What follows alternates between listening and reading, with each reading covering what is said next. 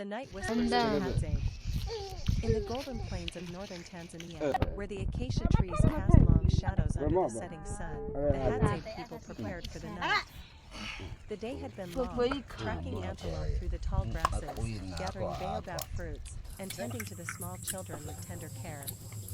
As the sun dipped below the horizon, the sky ignited with brilliant hues of orange, pink, and deep indigo, signaling the arrival of darkness and rest.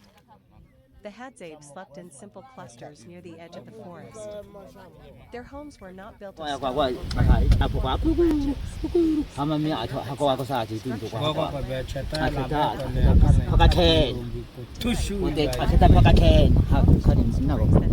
stone or brick, but branches, whispered Cato, a young hunter, as he settled beside the fire. The spirits of the land watch over us while we sleep. A soft breeze carried the scent of dry grass and the distant water holes.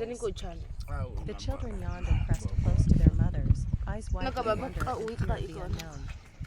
Above, the stars gleamed like scattered seeds, the Hadzabe of the vastness of the world and their place within it. The Hadzabe locked themselves away at night. They slept lightly, always aware of the rustle of animals in the darkness, lions, hyenas, and the quiet movement of small nocturnal creatures. Yet, there was a sacred trust between the tribe and the wilderness, the land provided, and the tribe respected. As the night deepened, a soft hum began, the distant drumming of a river, the gentle sigh of the wind through the tall grasses, and the whisper of leaves as if the forest itself were telling its own stories. Cato's grandmother hummed a lullaby, a low melody that mirrored the rhythm of life itself, one of hunting, gathering, and deep connection with the earth. Under the red sky, the Hadzabe drifted into sleep. Some dreamt of them, others of the spirits of their ancestors dancing in the firelight. Even as they slept, their senses remained keen, ready to rise at the first sign of danger or opportunity. Here, in this rhythm of life and night, the Hadzabe found both safety and freedom, a delicate balance between the seen and unseen. Hours passed, and the moon climbed high, silvering the plains. The fire dwindled, leaving only a faint glow. Wolves howled in the distance, but the tribe slept on, protected not by walls or locks, but by knowledge, respect, and the unity of their people. In the Hadzabe world, sleep was not mere rest, it was a continuation of life, a time when dreams and reality intertwined beneath the eternal African sky. And when dawn came, with its first pale light brushing the grass and the trees, the tribe would awaken again, ready to greet the land that had cradled them through the night whispers across the plains, the Hadzabe family. Night 1, the fire's glow. In the northern Tanzanian savanna, the last rays of the sun stretched across the golden grasslands. A small Hadzabe family, Amani, the father, Talia, the mother, and their children, Cato and little Lila, had just returned from the day's hunt and gathering. Their fire crackled softly, sending sparks dancing upward as if carrying messages to the stars. Amani sharpened his spear while humming an old tune, the same tune his grandfather had hummed when tracking gazelle through the acacia forests. Talia arranged the baobab fruits and tubers they had collected, her hands moving with practiced grace. Cato and Lila, exhausted from running barefoot through the plains, sat close to their mother, eyes heavy with sleep. As darkness fell, the tribe around them began settling. There were no walls here, only the open embrace of the land. Yet, the Hadzabe slept with a kind of alertness, attuned to every whisper of the night, the rustle of leaves, the distant roar of a lion, or the quiet steps of a nocturnal visitor. Talia sang softly, a lullaby that seemed to merge with the wind. Cato imagined the spirits of animals dancing around the fire, their forms shimmering under the moonlight. Lila clutched her mother's arm, dreaming of a great baobab tree reaching to the stars, its roots cradling the earth below. Amani watched over them, a spear at his side, feeling the pulse of the plains in his chest, the rhythm of life and protection. Day 2, the hunt and lessons.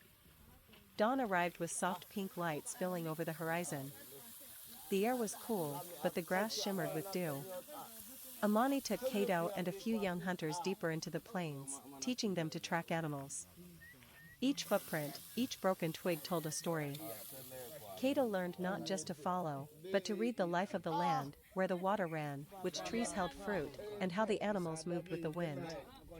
Meanwhile, Talia taught Lila and the younger children to gather roots, berries, and honey, emphasizing which plants healed and which could harm. Every task carried lessons older than memory, lessons of survival, respect, and unity. When night fell, the family returned to the fire. The children shared stories of the day. Kato had spotted a lone impala, while Lila had found a hollow filled with wild honey. Their voices mingled with the crackling of the fire and the night's chorus of insects, frogs, and distant predators. The Hadzabe believed that animals spoke to humans in dreams, and tonight, the children would sleep with open hearts, hoping for guidance. Night 2, Dreams of the Ancestors. Kato awoke in the night, drawn to a soft, silver light reflecting off the distant hilltops. In his dream, he saw his grandfather walking among the animals, teaching him how to move silently and honor each life taken for food. Lila dreamed of dancing with fireflies, each glowing spark whispering secrets of the land. Amani and Talia lay beside their children, listening to the night. They spoke in whispers about the balance of life, how to shoot on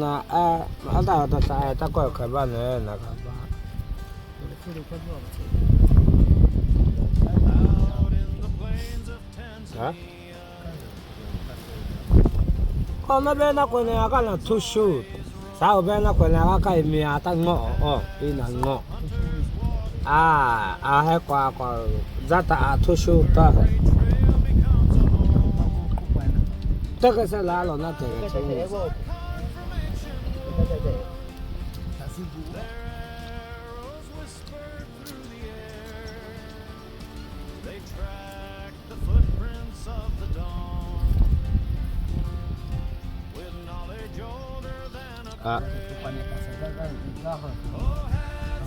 Kita caranya kain.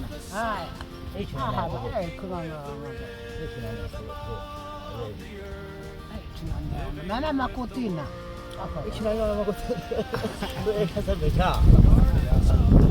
Makutina.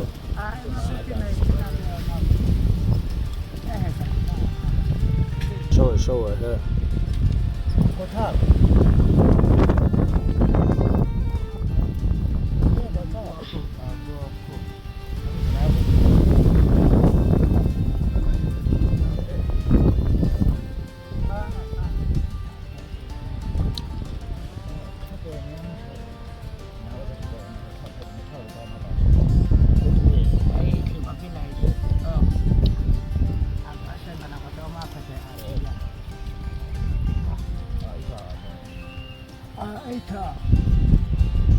Dia kata bena taklah sebab asal itu. Katanya be ada sana be akasnya kan.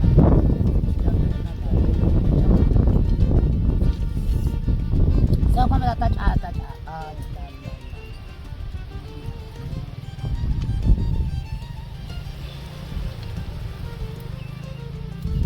Kai titamo. Pana ko te kai krimi ya ko eta.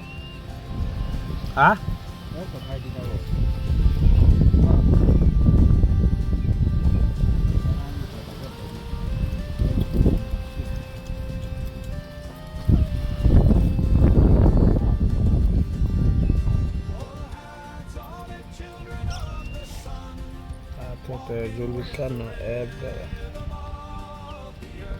alak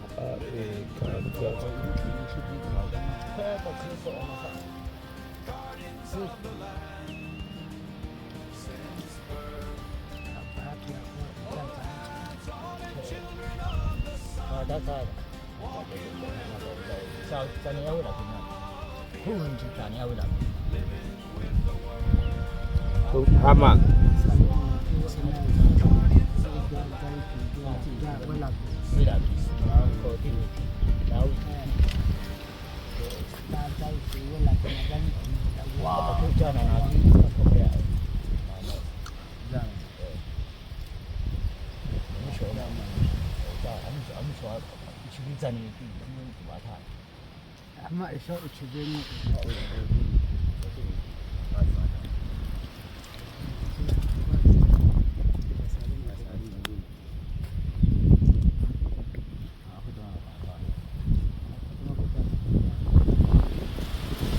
Pewa echa. Kwa tabe ama na bena. Na bena na wa isa on. Wa ina ma on wa. Na bena. Pake mapambano likileta kala eti la kazi kata. Una hadzako.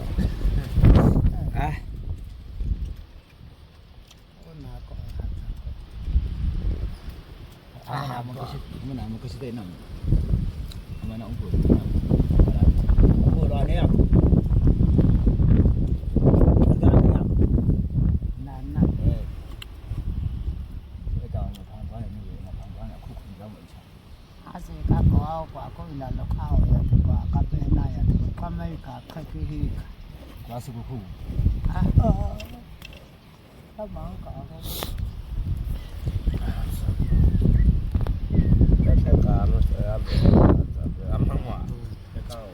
Amangwa ka thay ta.